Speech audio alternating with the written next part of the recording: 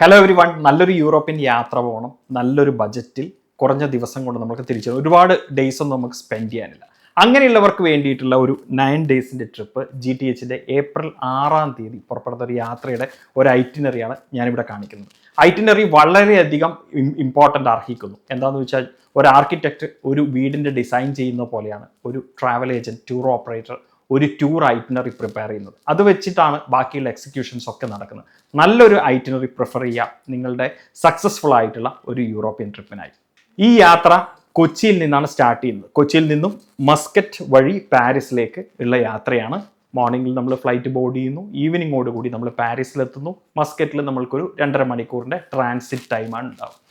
അന്ന് നമ്മൾ പാരീസിലെത്തുന്നു. പാരീസിലെ ഹോട്ടലിൽ ഡിന്നറൊക്കെ ആയിട്ട് നമ്മൾ റെസ്റ്റോറൻറ്റിൽ ഡിന്നർ കഴിച്ച് പാരീസിലെ ഹോട്ടലിൽ പോയിട്ട് സുഖമായി ഉറങ്ങുന്നു. ആ ഡേ സെക്കൻഡ് ഡേയിൽ പാരീസിലെ ടൂറുകളാണ്. സീൻ റിവർ ക്രൂസും ഐഫൽ ടവറും അങ്ങനെയുള്ളത് ഡീറ്റെയിൽഡ് ആയിട്ടുള്ള ഐറ്റിനറി, ഡേ വൈസ് ഐറ്റിനറി നിങ്ങളുടെ അട്രാക്ഷൻസ് ഉണ്ടാവും. വീഡിയോയുടെ ലെങ്ത് കൂടുന്നതുകൊണ്ട് ഞാൻ അതിലേക്ക് പോകുന്നില്ല. ബേസിക് ആയിട്ട് എന്തൊക്കെ കാര്യങ്ങളുണ്ട് എന്നുള്ളതാണ് ഈ ഒരു വീഡിയോ ഡിസ്ക്രിപ്ഷനിൽ ഞാൻ പറയാൻ ആഗ്രഹിക്കുന്നത്. അപ്പോൾ പാരീസിലെ സിറ്റി ടൂറൊക്കെ കഴിഞ്ഞ് പാരീസിൽ സ്റ്റേ ചെയ്യുന്നു. ഡേ 3 പാരീസിൽ നിന്ന് ബ്രസൽസിലേക്കുള്ള യാത്ര ഏകദേശം 4 മണിക്കൂറിൻ്റെ യാത്രയാണ്. ഹാഫ് വേയിൽ നമ്മൾക്കൊരു ബ്രേക്ക്, ഗ്യാസ് സ്റ്റേഷൻ ബ്രേക്ക് കിട്ടുന്നു. ഒരു 20 മിനിറ്റ്സോളം നമ്മൾ ബ്രേക്ക് എടുക്കുന്നു. അതിനുശേഷം നമ്മൾ നെതർലാൻഡിലെ ആംസ്റ്റർഡാമിലേക്ക് പോകുന്നു. ഏപ്രിൽ 6 എന്ന് പറയുന്നത് ആംസ്റ്റർഡാമിലെ തുലിപ്പ് ഗാർഡൻ്റെ സമയമാണ്. തുലിപ്പ് ഗാർഡൻ്റെ സമയം മാത്രമല്ല, തുലിപ്പ് ഗാർഡനിൽ പൂക്കൾ ഏറ്റവും ഫുൾ ബ്ലോസമിൽ കാണാൻ പറ്റുന്ന ഒരു പ്രതീക്ഷയുള്ള ഒരു സമയം കൂടിയാണ് ഏപ്രിൽ ഫസ്റ്റ് വീക്ക് എന്ന് പറയുന്നത്. ആംസ്റ്റർഡാമിലെ തുലിപ്പ് ഗാർഡൻ ഡെഫിനറ്റ് ആയിട്ടും നമ്മൾ മോർണിംഗിൽ വിസിറ്റ് ചെയ്യുന്നു. അതിനുശേഷം ആംസ്റ്റർഡാമിലെ സിറ്റി ടൂർ നമ്മൾ അറേഞ്ച് ചെയ്ത് ആംസ്റ്റർഡാമിൽ അന്ന് നൈറ്റ് താമസിക്കുന്നതാണ് ആംസ്റ്റർഡാം പ്രോഗ്രാം. ആംസ്റ്റർഡാമിൽ 2 നൈറ്റ് ഇടുന്നു. നമ്മൾ ഈ 9 ഡേയ്സിൻ്റെ പ്രോഗ്രാമിൽ ആ ഒരു പെർട്ടിക്കുലർ സമയത്ത് നമ്മൾ പോകുന്ന രാജ്യങ്ങളിൽ ഏറ്റവും ഹൈലൈറ്റ് ആയിട്ട് പറയുന്നത് തുലിപ്പ് ഗാർഡനാണ്. അതുകൊണ്ട് തന്നെ അത് ഡീറ്റെയിൽ ആയിട്ട് കാണുവാൻ വേണ്ടിയാണ് ആംസ്റ്റർഡാമിൽ 2 നൈറ്റ് ഇടുന്നത്. ഡേ 5 എടുത്താൽ ആംസ്റ്റർഡാമിൽ നിന്ന് കൊളോണിലേക്ക് യാത്ര ചെയ്യുന്നു. 3 hours ഡ്രൈവാണ്. കൊളോൺ കത്തീഡ്രലൊക്കെ കണ്ടതിന് ശേഷം ലഞ്ചും ഒക്കെ കഴിഞ്ഞ് കൊളോണിൽ നിന്ന് ഫ്രാങ്ക്ഫർട്ടിലേക്ക് യാത്ര ചെയ്യുന്നു. ഇത് രണ്ടും ജർമ്മൻ സിറ്റിയാണ്, കൊളോണും ഫ്രാങ്ക്ഫർട്ടും. ഫ്രാങ്ക്ഫർട്ടിൽ സ്റ്റേ ചെയ്യുന്നു. ഡേ 6 വന്നാൽ ഫ്രാങ്ക്ഫർട്ടിൽ നിന്ന് സ്റ്റുട്ട്ഗാർട്ടിലേക്ക് പോകുന്നു. ബെൻസ് മ്യൂസിയം വിസിറ്റ് ചെയ്യുന്നു. അപ്പോൾ 3 സിറ്റികൾ ജർമ്മനിയിൽ നമ്മൾ ഈ ട്രിപ്പിൽ കവർ ചെയ്യുന്നു. Cologne, Frankfurt, Stuttgart.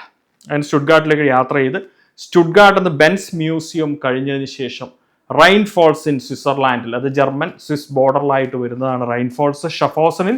അതും കഴിഞ്ഞ് സ്വിറ്റ്സർലാൻഡിലെ സ്യൂറിക് നിയർ ബൈ ആയിട്ടുള്ള ഒരു സ്ഥലത്ത് നമ്മൾ അന്നത്തെ നൈറ്റ് താമസിക്കുന്നു.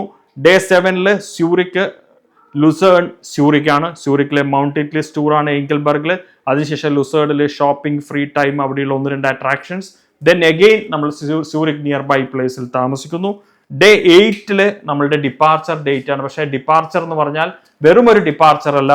അന്ന് നിങ്ങൾക്ക് Lindt home of chocolate, Lindt നിങ്ങൾക്കറിയാം ലോകപ്രസിദ്ധമാണ്. സ്വിറ്റ്സർലൻഡ് ആണ് ഏറ്റവും കൂടുതൽ മിൽക്ക് പ്രൊഡക്ട്സ് ഉണ്ടാക്കുന്നത്. അപ്പോൾ ഫേമസ് ആയിട്ടുള്ള ലിൻഡ് ചോക്ലേറ്റ് ഫാക്ടറി വിസിറ്റ് ചെയ്യാനുള്ള ഒരു ഓപ്പർച്യൂണിറ്റിയും കൂടെ ആ ഡേയിൽ കിട്ടുന്നു. അന്ന് വൈകിട്ട് തിരിച്ച് ഫ്ലൈ ചെയ്ത് മസ്കറ്റ് വഴി നമ്മൾ തിരിച്ച് ഫ്ലൈ ചെയ്യുന്ന ഒരു ഡേ ആണ്. തിരിച്ച് കൊച്ചിയിലേക്ക് എത്തുന്നു. 9 ഡേയ്സിൻ്റെ ഈ മനോഹരമായ യാത്ര ഏപ്രിൽ 6-ാം തീയതി നിങ്ങൾക്ക് GTHൻ്റെ കൂടെ ജോയിൻ ചെയ്യാം. ഞാൻ പറഞ്ഞതുപോലെ തന്നെ ഐറ്റിനറിയാണ് മുഖ്യം. ഐറ്റിനറി കറക്റ്റായിട്ട് നമ്മൾ സ്റ്റഡി ചെയ്തതിന് ശേഷം നിങ്ങൾ യൂറോപ്യൻ യാത്രയെക്കുറിച്ച് ഒരു തീരുമാനമെടുക്കുക. Thank you.